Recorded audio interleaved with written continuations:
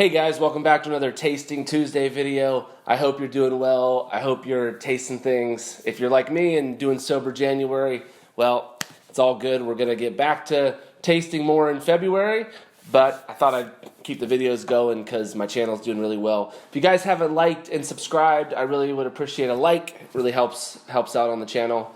Today we're doing Jack Daniel's Bottled in Bond. I actually grew up in Tennessee. I've never been to the Jack Daniel's distillery. I went to college when I was 18. I wasn't drinking yet, wasn't old enough, and so I didn't really find Jack Daniel's until I was in college, and it became a real staple of my bar ever since. And it's really great, and I hope to get to the distillery soon because my dad's gone like 3 times, and he's like, it's great. You got to go to the Jack Daniel's distillery.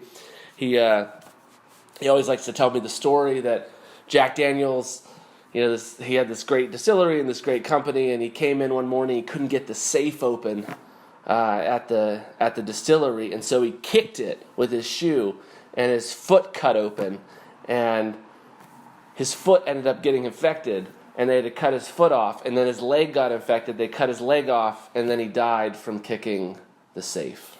So that's a little Jack Daniel's story that I don't know if you guys have heard, but he should have had a Jack Daniel's and he should have relaxed and not kicked the safe open. But the regular bottle is really great. It's like $20. It's always a winner. I think sometimes it's a little light on the complexities. It's really got that maple syrup forward note because they maple filter it after. That's kind of the Tennessee standard. This one is bottled in bond, which means that I think it has to be at least like 3 or 4 years aged. It has to be aged in a government-owned facility, and it has to be 100 proof, 50% alcohol, which is 10% more than the standard Jack Daniel's. And so I'm actually really excited to try this.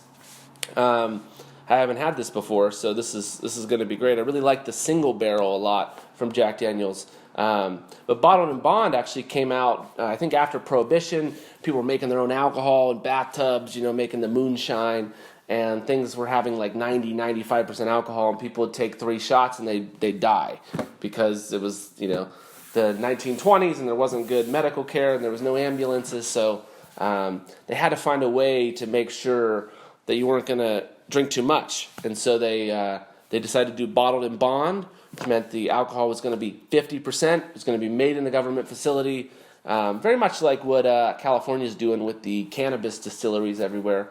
They're like, they're using these chemicals. They could be laced with other drugs, and it's probably safer if we oversee it and sell it in smaller quantities, kind of like after Prohibition with alcohol. So that's kind of a backstory of the Bottled in Bond, and a lot of things aren't bottled in bond anymore. We have better technology, better ways to test to make sure it's 40% or 45%. It's not 90% whiskey by accident. But this is a bottled in bond traditional way, and it's 50% alcohol. Let's give it a taste. Wow, that smell, that Jack Daniel's signature comes right through.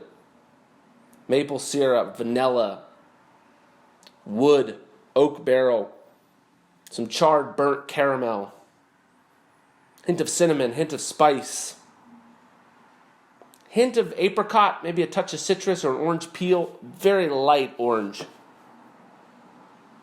No banana notes. You're not getting any of the bourbon notes that I have done bourbons on this channel. We did Kentucky Owl. I've told you I'm not a huge fan of bourbon. This is very different than bourbon, even though it's technically made in a similar way. If you take out the charcoal filtering, I think it is bourbon, technically on paper, but very different than bourbon. Let's give it a taste.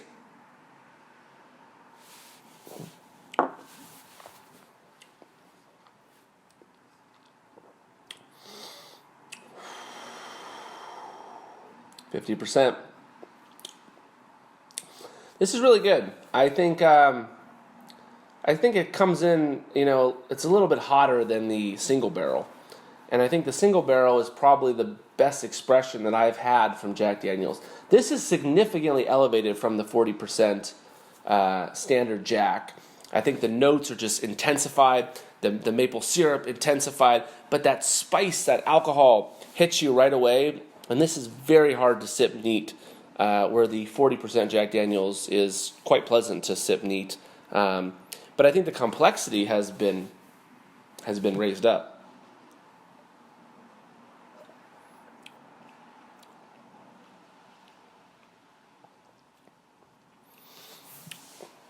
That maple charcoal filter that they do, the maple wood, they burn it and make it charcoal, and then they filter the whiskey through it. It takes, I think it takes days to come down through the charcoal.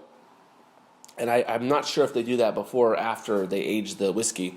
You'd have to Google that. But that's what distinguishes it as a Tennessee whiskey, because it's been filtered that way.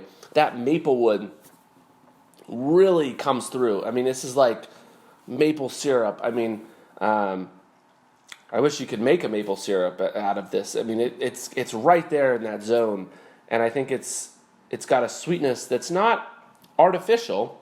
It tastes really good. It tastes like maple syrup. It tastes like a burnt caramel, a honey. It's got a lot of that sort of things, and I think they make like a Jack Daniel's honey, Jack Daniel's fire. They make all these flavored ones, which I have never tried, but cinnamon for the fire, honey for the honey. I think they make an apple. I'm not sure if I get any apple in here. Maybe a little bit of apple. They know what they're doing. They paired it up well.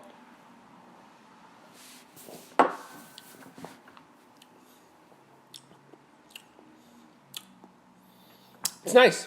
I think it doesn't quite live up to the single barrel. I think it's definitely a step up from the standard Jack Daniels. If you're going to mix this in a Coke or mix it in a hot toddy, this might be the way to go. You're getting a little more of that Jack. It might punch through a little bit more in a cocktail. An old fashioned might be great with this because it's a little higher proof. A Manhattan. Trying to think of what else you can make. Any sort of whiskey sour would be really good with this because it's a sour mash whiskey from Tennessee. So it's got a little more of those citrus notes that you don't get in bourbon as much. I think it's good. I think if you can find this for $25 to $30, I'd say go for it.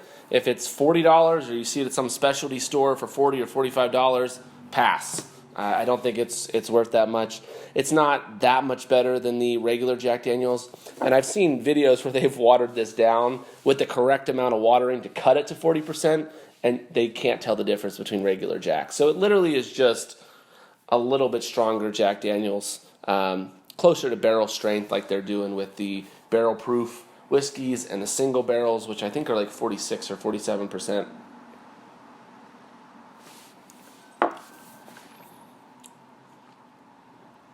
It's really good. I think the best use of this is in a hot toddy. My wife loves them. She's always like, make me a hot toddy. If it's cold, it's raining. If she's not feeling that well, it's one hot toddy with a little bit of whiskey. It's got honey in it. It's got lemon. Lemon fights bacteria. The hot water is good for your throat. The honey's good for your throat. The alcohol opens up your blood vessels. You feel a little bit better. You feel a little bit lighter, and it'll put you to sleep. So it's kind of the perfect medicine, which I think was the only way that they were allowed to serve whiskey in the Prohibition era, is if it was medicine. But this, because of the honey and the spice notes and everything, it goes really good in a hot toddy, which is lemon, cinnamon, honey, hot water. You can even throw a fall tea in there and let it steep before you put the whiskey in. Always let it cool down a little bit. Let it cool to 5 minutes after you've poured the boiling water in, just so you don't boil off the alcohol of the whiskey. You want to still be able to taste it, get a little bit of those effects to help you sleep if you're going to do a hot toddy, but this is definitely a go-to for that. I think it's a really cool bottling.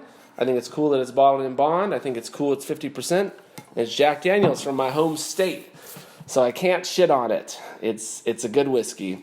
I think there's definitely more complex things out there. I think Uncle Nearest is a little more complex for Tennessee whiskey, but not a ton of Tennessee whiskey. And Jack Daniels, I think, is the number one exported whiskey across the world, and it's great. I think there's some really great notes in there that just hit every time. You're like, that's Jack, that's good, I'll have another. And that's sometimes what you need, especially around the holidays or around a big party. Put out some Jack, and maybe put out the 100 proof. I think this is a really cool expression. People are going to pour it over ice. They're going to get more out of this than they would the 40% one. Out of 10, I'm going to give this a 6.8 out of 10. I think it's definitely above average whiskey.